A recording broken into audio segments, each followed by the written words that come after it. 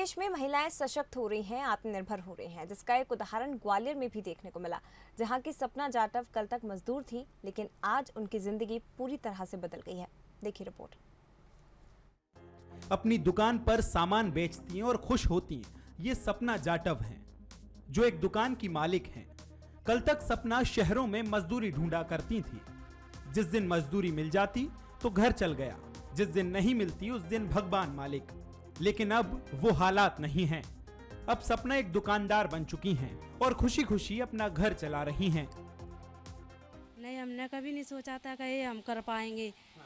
फिर ये वो क्या समूह में जुड़ते ही हमें नॉलेज मिली कि इससे थोड़ा बहुत धंधा डालेंगे तो हमारे इनको कहीं जाना नहीं पड़ेगा और घर में ही रहेंगे, बच्चा का भी देखभाल करेंगे और कुछ आमदनी भी मिलती रहेगी थोड़ी बहुत हमें।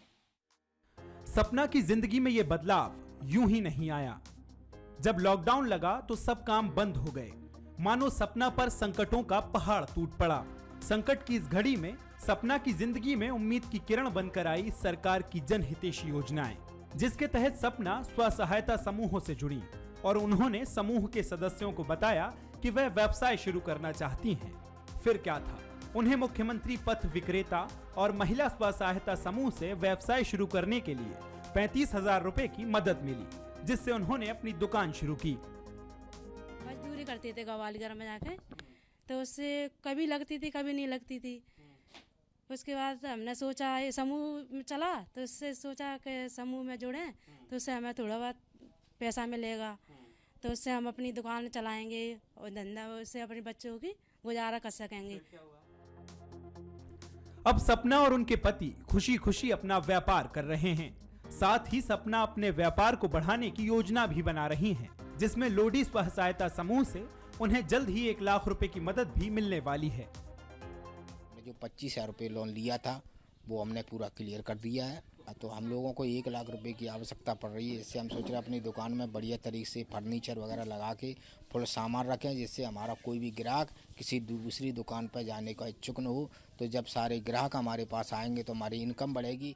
इनको और भी मदद मिलने वाली है, जैसे क्या 1 लाख रुपए का लोन इनको दिया गया है, तो इससे क्या है अपनी दुकान बढ़ा लेंगी।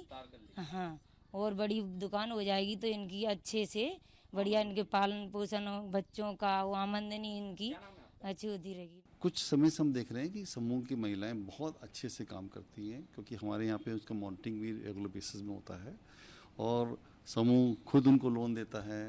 सरकार की विभिन्न योजनाएं जैसे स्ट्रीट वेंडर्स के माध्यम से उनको लोन मिल जाता है और वो लोग, मैंने देखा है कि काफ़ी मन से दिल से काम करते हैं, तो इससे उनकी जो परिवार की आय बढ़ रही है।